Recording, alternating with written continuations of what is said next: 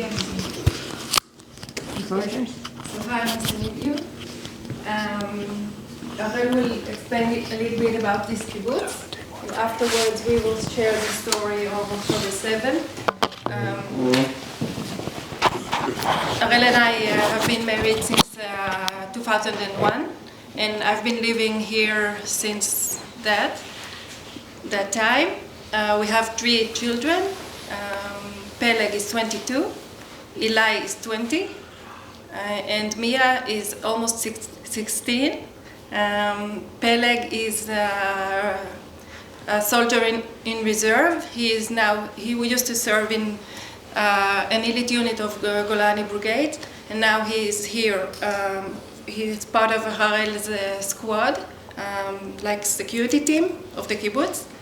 Harel is the head of security for Kibbutz Re'im. And Eli he's a soldier, also in Golani Brigade. He's now on the border of Lebanon. He's supposed to be going down to Gaza in a few weeks. And Mia, she's a high school student. So this is... Yes, and also and also we have 3 dogs, and we love them. we used to own a cat, but because of the war and the noise and all the noise, we had to move one of our dogs to my mother for safekeeping, and the cat as well. She didn't handle it good, and now I don't know how to bring them back because Grandma has been pampering them so much. So this is Kibbutz Re'im. It's a small kibbutz. Okay, Kibbutz Re'im was founded in 1949, and it was 1 year after the foundation of Israel, and it was founded in this location according to the idea of founding agricultural settlements around the Israeli borders, to keep the land and to work the land and to produce agricultural products for the young state that was becoming. And Kibbutz Re'im is one of these foundation, or 1949, and since then, it's still an agricultural kibbutz. This is the main business of the kibbutz, and we grow carrots and potatoes and oranges and cows and chickens, and really it's first of all, if you don't know, kibbutz is a way of life that everybody shares. We are living together as a community, and we are taking care of each other. We are looking after each other, and in a way, it's a way of being. Sometimes you have to give a little bit from yourself, or you give up a little bit from yourself to be able to be a part for something bigger. This is kibbutz. Also, we have a factory. Also, we have a factory. A factory that cuts metal with laser. You can see it's hanging over here. Oh wow! So these are some of the work we do, but most of the and the mirror as well. But most of the factory is a part of the military industry. We do protective parts for tanks and all sorts of that. So it's a small kibbutz, 450 people, and we live in peace. We are a peaceful community, and we are very much united between ourselves. And we just wanted to live our lives. So on the 7th of October, actually it begins before that. The Nova Festival. You've been to the Nova? Next station. Next station. It's about 3 minutes from here. So we could hear the music, the bass, the beats, the bass. It was so strong. It sounded like bombs, boom, boom, all the time. I couldn't sleep at night. But at 6:29 in the morning, the beat changed into rocket launches. We're so close to Gaza, we can hear the rocket launching as well as the rockets being hit on the ground. And it was something really scary going on because it was so strong, it was mind-blowing. And red color alert rang as well. And we're in our PJs running to the safe room. In the house at that time were Mia, my daughter, Harel, of course, is sleeping next to me, and Eli, who's a soldier now. He was 18 and a half that time. He was, we're running to the safe room, but something feels off. Feels much worse than before because we're used to rocket launches and red color alerts. We have, because we're so close to the border, we have around 7 seconds to get to the safe room, and we do it on time every time. But this time it was different. So I'm like turning to Harel. He's already on the phone with his boss. His boss is telling him to call all the members of his security team and to go outside. And I'm walking around Harel in the house. Harel is on the phone, and I'm like, Harel, put your pants on. Harel, put your socks on. And he's on the phone talking to his team. And okay, go, but you have to promise me you always put your helmet on and your vest on. Okay, go outside. We are with you. Because we started to hear gunshots already. It was about 6:45 in the morning. We heard the main road is over here. When you enter, my house is really close to the border of the kibbutz, and you can hear the road, like Hirsch's safe room was right over there, right across the road from my house. So Harel walks out the house, and I'm turning to Eli, remembering that we have a gun in the safe, a pistol in the safety deposit box, and I'm telling him, okay, get the pistol. And luckily, in Re'im, every member of the security team has a gun in his own house. Harel took care of that each and every one has a safety deposit box. It's a game changer here. And okay, so Harel walks out the house. We are entering, the 3 dogs went in first, of course, because they are smart. We're entering the safe room. My daughter Mia, my son Eli, and I. And I'm worried sick about my son Peleg and his girlfriend Adi. They were in the youngsters' neighborhood. They have a little house of their own with a safe room. And I'm calling him and telling him, Peleg, just stay in the safe room, it's okay. And afterwards I'm thinking to myself, why did I tell him to stay in the safe room? But we are home, and Harel is outside, and I'm thinking to myself, I'm starting to shake.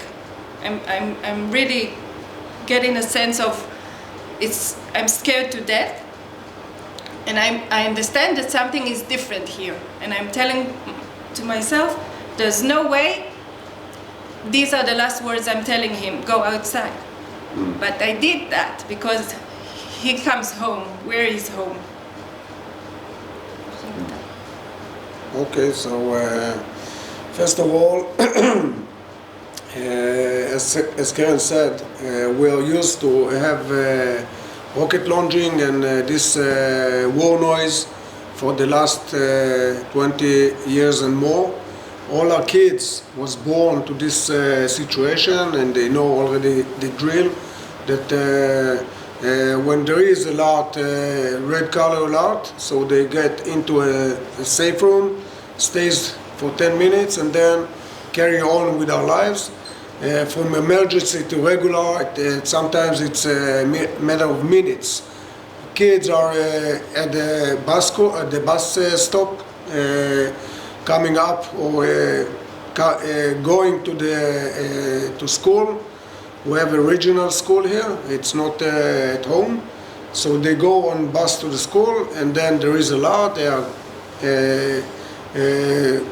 coming off the bus, get protective, and after a few minutes they go back to the bus and go to regular schooling day. So actually we used to have such days of launching and escalations and operations, and but this time it sounds different. Everybody that lives in this region knows to separate and to define if it's a rocket launching, if it's a rocket explosive, if it's a Iron Dome launching. We know we know how to define each bombing sound. Each rocket sound, okay? And that day we understand right away that it's different. It was much wider, much longer, and of course a red color, and on the red color a lot. And I'm going outside. As Karen said, she helped to dress me, but it's not just helping dressed. It's the approval that I can go out and to take action. Because usually when a soldier is going to the army to serve, so he's away from home. But this time, when a first response team, you have to have the permit from the wife and the family to go out and to take action. And I don't have to tell you that nobody knows if we will come back home. And that's how it goes in the first response team squad. Actually, we spoke about before that about the agricultural kibbutz that we are living in. Agriculture takes a lot of manpower, and this manpower on the days of before the 7th of October came from Gaza. The families of Gaza came to work in the fields, in the factories, in the construction, and they actually was combined, and we accept them, and we take care of them, and we was sure that we have the chance for something better here in the regional of municipality Eshkol, and actually these people was taking advantage of us, and they was collecting intelligent and specific details about the kibbutzes. I know for a fact they knew where I live. They just couldn't get to my house. So they passed this information to the Hamas, and when Hamas breaks in Israel, he knows exactly how to behave in each kibbutz. He knows exactly where is the armory, where the Rafshatzgar, where special people that they want to take with them to the Gaza Strip. They know where they're living, and a certain action that they do, like killing the mayor of Sha'ar HaNegev, like killing the mayor of Eshkol, we're a part of Eshkol municipality. Regional Council, yes. And in the Gaza Strip there are 5 regional councils. One of them is Sha'ar HaNegev in Kibbutz Kfar Aza, and they killed the mayor of the regional council over there. And for example, in Kibbutz Be'eri, whom you passed on the way, they killed the head of security when he came to the armory to get the guns for his team. Because over there, the guns weren't stored in the homes, but in the army. And once they killed him, they had no guns to fight with in Kibbutz Be'eri. But in Re'im, each of his team member had a gun and all the gear. All the gear at home, and the radio. And so Harel calls them and tells them to gather around. I didn't know at the time, but because it was holiday, it was Simchat Torah. They had only 6 members, including Harel, of the security team here in the kibbutz.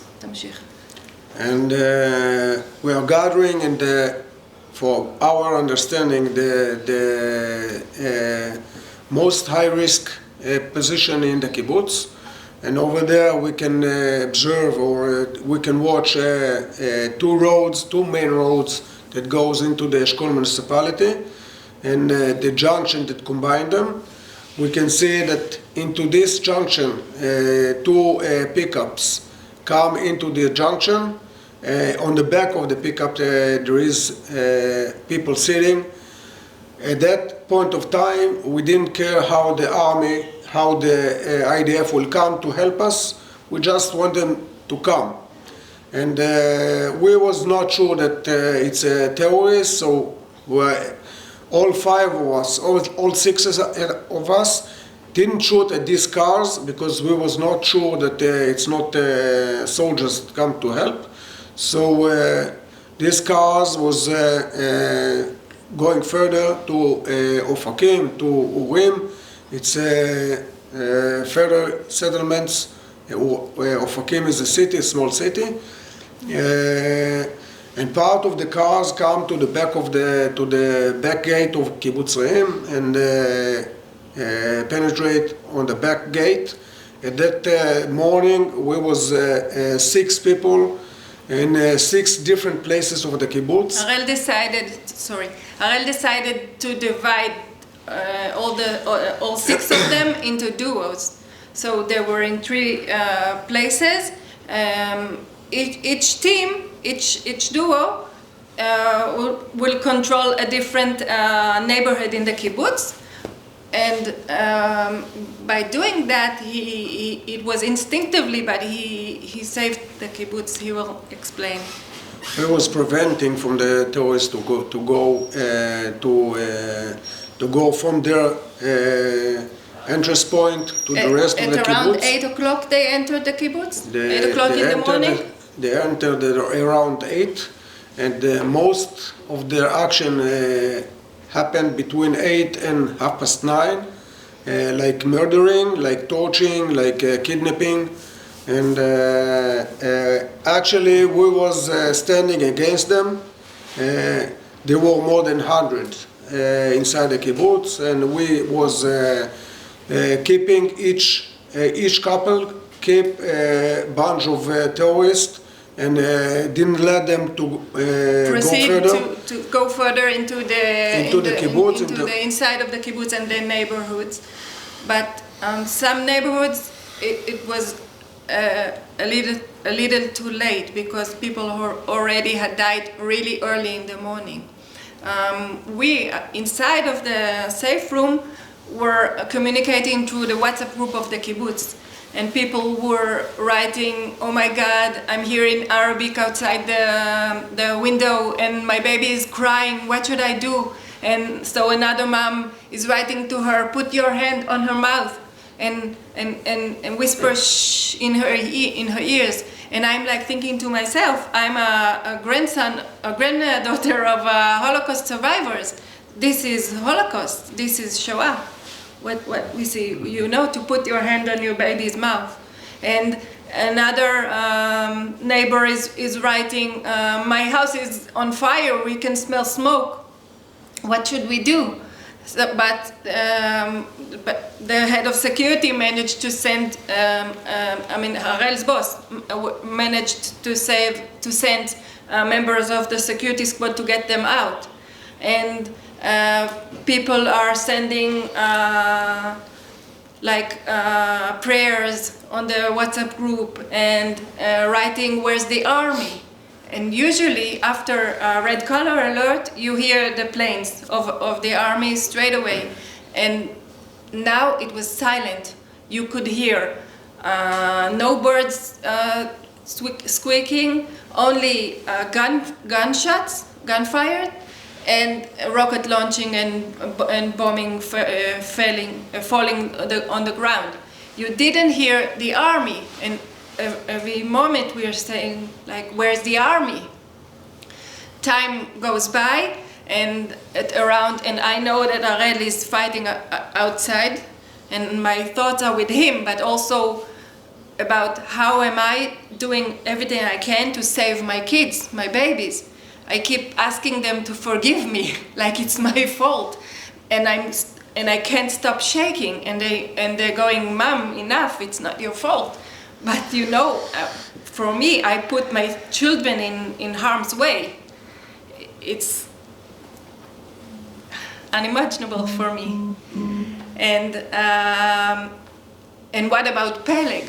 Because of the messages, we knew that most of the fighting goes to this neighborhood. Harel and his team members managed to squeeze them into one neighborhood, and they were around, and most of the terrorists were ruining this neighborhood, and they were moving from home to home, throwing grenades. At around 9:30 in the morning, I'm getting a call from Harel, and we were supposed to sit in quiet in the safe room.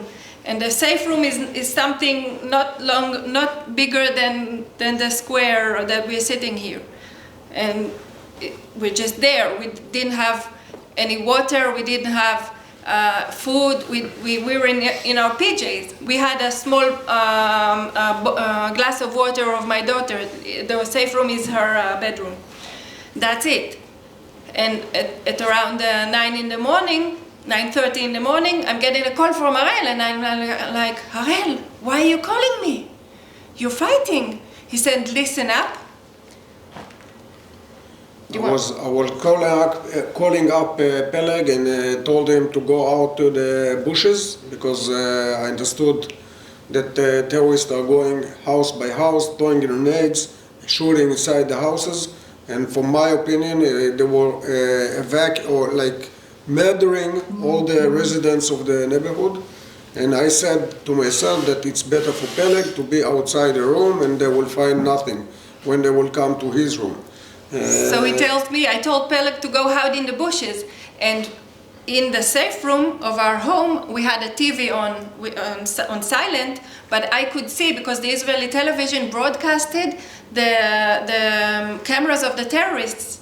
It was also live on Facebook and stuff. I could see them walking around other kibbutzim, like they own the place. And I'm like, no, why in the bushes? Why did you tell them to go hide in the bushes? Tell them to come home. And then I got a call waiting. It was Peleg. He says, Mom, open the doors. I'm coming home. And I went outside, opened the safe room. I opened the front door, and he and Adi, it was like, usually it's about a 3-minute walk from his neighborhood to my home. They came running like in 10 seconds, barefoot.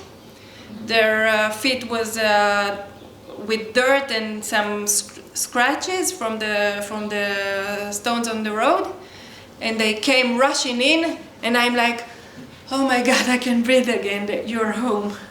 And Peleg says, okay, I will keep you safe now, give me the gun. If you listen to me, everything will be okay. And I got my son and his girlfriend back. But we locked ourselves again in the safe room, and I'm turning to Peleg, and I'm telling him, listen, why don't we understood by then that we cannot lock the doors, that the safe room doors are not lockable. Yes, they weren't lockable, because nobody expected this kind of attack. We were all worried about missiles. So I'm telling him, listen, let's tie the handle of the door with something. How about if we take the bed, put it against the door, and take the mattress and put it against the door, so if they will come shooting at us, the mattress will absorb the bullets. And this is what we did, and also we tied the handle of the door to the bed with like a belt of Mia's robe. And we started to smell smoke. And I'm turning to Peleg and I'm telling him, okay, what are we gonna do? He says, no worries, we have a bucket full of pee we can throw on them if they come in. And it's this, sorry for the TMI, but you know, what can you do? And at around 10 o'clock, I'm getting a call from a friend of mine. She's a midwife. She was my midwife. She works in a hospital in Be'er Sheva. It's a big city, like 40 minutes away from here. And when her children were young, they used to live in Re'im. Now they live in a small moshav close to here. And she's telling me that she finished her shift and nobody lets her come home. And her son, who's in the army, he grew up with my kids, went out to fight, and he doesn't answer back. No one heard from him. He went outside to fight, and I'm telling her, oh, don't worry, it'll be okay. Just believe. And we are still, and time goes by, we're still in the safe room, and we by that time we understood that most of the kibbutz is okay, but we kind of knew through the messages that most of the fighting is taking place in the youngsters' neighborhood where Peleg used to live. You were fighting alone, all 6 of you, till the army finally came at around something like 12 o'clock. From 7 in the morning to 12 yes, o'clock. The army came and actually takes over and fight for another something like 4 hours.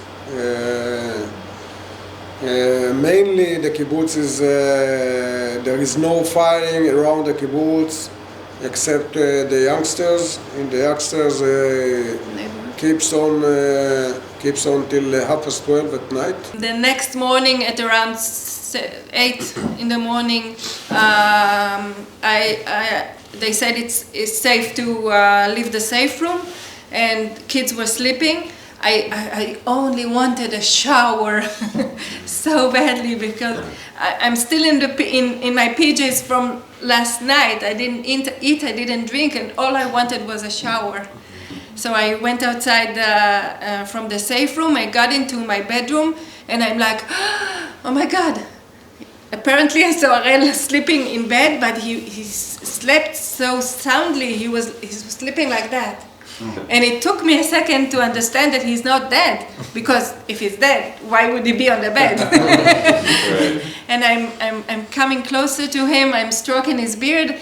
I tell him, and by that we already knew who's dead, who's alive. And I'm telling him, Harel, how did you do it? How come we're alive? I did it. And he said, he opens his eyes and he said, sorry. Oh, no worries. I spread out all of my security team.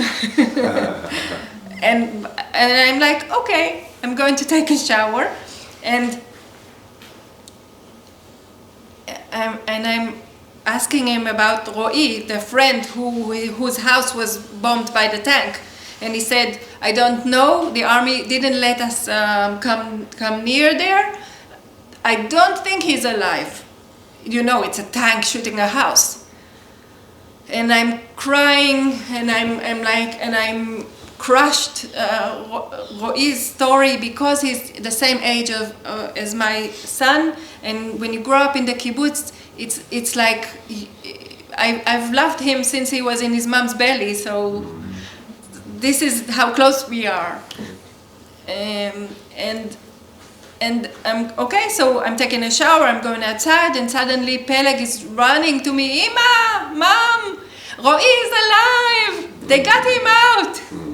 So yeah, this is a story of one man Harel Another man Harel managed to save. Yes, But I owe my life to this guy, and even though we smelled much smoke inside the safe room, my house wasn't burned. Actually, the terrorists didn't manage to get them. They came close, you know, but Harel stood on the line and didn't let them pass. The way they fought is like shooting and going and hiding in the bushes, shooting a bit more and going and hiding in the bushes. The way of his fighting changed the narrative of the story. So that we could win. And now he's modest, but I will tell you that he tells the story of this fight to most of the brigades of the army. They come every day to hear this story that he told us now. And so they evacuated us. We was evacuating to Eilat for 2 months, and the community keeps the community life in Eilat in hotels room, which it's very hard because in one hotel room to get in 4 persons and 3 dogs. It's yeah, they accepted us with our dogs. They were amazing in the hotel. And afterwards, we was moving on to Tel Aviv, and over there we keep having our community life. And the kibbutz moved into 2 really high apartment buildings in the southern part of Tel Aviv. Sherry visited us there, and we managed to keep the kibbutz united. Also, when we were away from here, for me, I couldn't step foot in Re'im. We were living apart because he wasn't evacuated. He's a part of the security team. He runs it. So we only saw each other on weekends for about a year. Me and my daughter were living in Tel Aviv. She went to school over there. And my 2 boys, one joined the army, and Peleg, my eldest, joined Harel's security team right away. Actually, 10 days after October 7th, Eli, my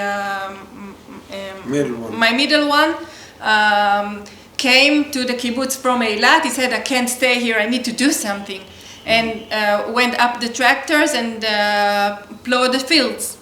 You know, it's the resilience of these people that does these things.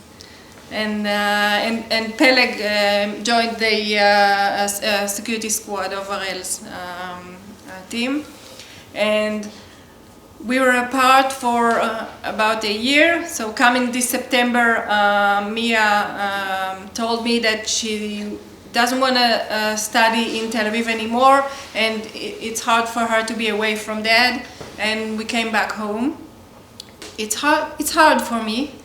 Now it's easier because we don't have a cannon standing outside of the kibbutz and firing at Gaza. But all through the last month, this was the situation. And also it was hard for me even to visit this kibbutz. It took me 5 months just to step on the same pavements that the terrorists walked on. It's a feeling of they violated us. I couldn't, those evil cockroaches, you know, I couldn't even imagine coming back, but time goes by and you miss the fresh air and you miss the community and you miss Harel. And so I'm back home. And the kibbutz is busy now. He's busy rehabilitating 45% itself. 45% of us came back, and the rest will come at the end of the school, the year of school. I believe that they will come back. Right now, we know about something like 5 families that decided they are not coming back. Part of them went out abroad, Part of them just changed their living area, like not in the kibbutz, more in the center of Israel. And that's it. And since then, actually, we live in this unbearable situation of hostages and releasing hostages. And it's very hard because most of the hostages are, and also most of the people murdered are from Eshkol Regional Council, which is our council. And we are friends, you know, this is our hood. We know so many of them, and also kids are getting married from one kibbutz to another and living over here and over there. We are all connected. We are doing everything together, like studying together, going to shows together, getting married together, working together. It's a very intimate area. Area. And in a way, everyone and one of us experience loss of the 7th of October, friends, family. If you say that everybody knows someone, we know so many. It's like also for my kids. Friends of them were murdered. The teachers were taken hostage, and grandfathers were murdered, grandmothers, and it's like I feel that a whole world has been lost, and we have to start building a new one. Hopefully it'll be better. Thank you for listening. Thank you for sharing. Thank you so much. Sorry, I think you guys said this already, but how many people from your kibbutz were murdered? 8. Including two Thai workers. The Thai workers, oh, poor men, they stood outside their living quarters with the passport, or the Thai passport, telling them we're Thais, but they took them anyway, and they didn't have enough room in the pickup truck, so they killed them. They killed 2. It's just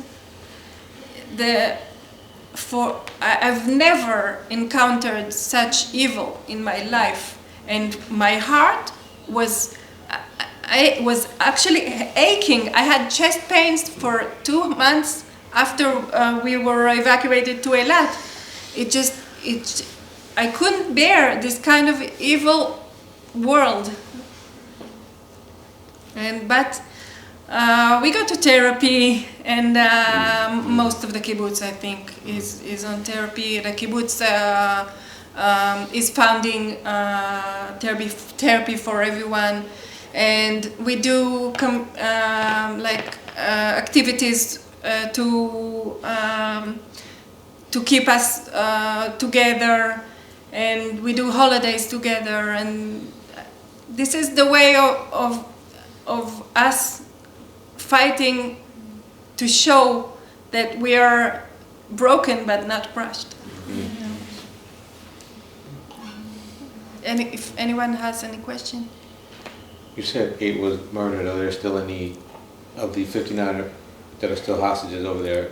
No. Do you know? No. From Re'im there were only 1 hostage, Liam Or, who was released on November 23, and 3 Thai workers who were released as well. Okay. I think I might have missed it, but did you say how many people live in this kibbutz? Yes, 450, including children. So now about 45% are back here, but most of them are grown-ups. They're little, small families with children came back, but not all. Most of them are, because it's a school year, they still study in Tel Aviv. I believe it was Yael at the first site we went to. She was explaining to us how the kibbutz works with the children staying in separate houses. Not now. Not now. Okay, I was Not wondering. now. When I was a child, we was the kibbutz was we was not our parents didn't grow us up. Okay. The kibbutz grow us up. Okay, but no more. And we was living in big houses with a lot of rooms. and mostly the kibbutz take care of us. Okay. But children went back home in the 80s. Mm-hmm. The kibbutz decided it's not a proper way to grow up kids anymore. Right. Okay. When you say the kibbutz took care of you as a child, your parents were part of the kibbutz. Of course. Okay. It's their They just decision. weren't in the. It's their decision. Actually, the idea of raising the children away from their parents is because of that. Back then, in the early time of the kibbutz, the parents had to work very hard, very long, and the kids, the parents didn't have time for the kids because there was founding the kibbutz, and they wanted and accept that the kids got the best facilities that the kibbutz could arrange at that time. Our parents was sitting or living in tents and shades, and the kids had stone houses, and they had the best Education. not just education, the best Best this conditions. time of the period of time could give them. Yeah. Okay, Wow. so it started as an like the best that our parents could offer us, Yeah. and afterwards it became ideology and. That's cool. Every year, the kids were sleeping and living in commute with the communal living Communal. of their own peers.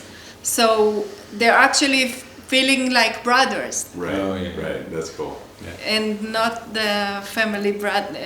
Harel has a brother older than him at 10 or 11 years? 11 years, 14 years, and 3 years. And More than that. and now they're good friends, but when they were living, because they weren't living together, he felt closer to his peers than Yeah. That's fine. And one of my brothers from the group came and helped me fight that day. Actually, he brought in He's a the hero. army. He Yeah. brought in the army, and he was. I all the time say to him that he was changing the way of fighting in that day, Wow. because he brought the army to me, and then we could give the army the responsibility for the fight. But if he wouldn't come and bring them over, so they would stay outside and waiting for someone to come and like pick them. in other kibbutzim in Kfar Aza, the army was outside, didn't come in. Yeah. And over here, because they were so much in charge and they were so smart, they just led the army inside, and he knows every stone, every trail, everything in the kibbutz. So he could. We arranged the army into the fight. Okay, we was guiding them, we was combining them and showing them. And our one of the greatest mission of ours is to prevent of shooting each other, soldier harming other soldiers. This is one of our goals. That day is to prevent shooting each other. I have a question about the guns, because you were able to keep guns here, and you said that he had convinced the army to let them do that. How long ago was that you convinced them to let you איך all שכנעת- your... איך First שכנעת of את all, הצבא first- לתת לך First לשמור of all, this response team is something that was arranged long time before. I'm Rav Shatz. I'm the first. I'm head of security. I'm head of security appointed by the army for the last 9 years. So actually, we was the big change of Kibbutz Re'im is because I was buying this safe. Yeah, the army didn't give them their safes. Harel told the kibbutz it's an investment worth doing, and he arranged for the safe. So And then this the is- army approved it. And that was years ago. Crazy. And that was years ago. Yeah. That was years ago, and other kibbutzes or other moshavs, they didn't want to buy the safe. They waited till the country, the state will give them the safe. And which but didn't happen. maybe now we did, but it's after 7 October, and we was already prepared in ahead. Most of the gear of the security squad is from donations. His vest and helmet and stuff. The army didn't prepare them right, but Harel took care of it. It's crazy. How big is this safe? I mean, for No, six it's of just- you to hold off 100 people, I mean, guns and ammo. He had magazines ready in the army, right? In the army. Yeah. So he went back and forth a I few had times. I had Oh, okay. You got refill, Yeah. okay, or renew my Ammunition. magazines. I had already full magazines, so I went to the armory, changed my empty one, Yeah. and kept fighting.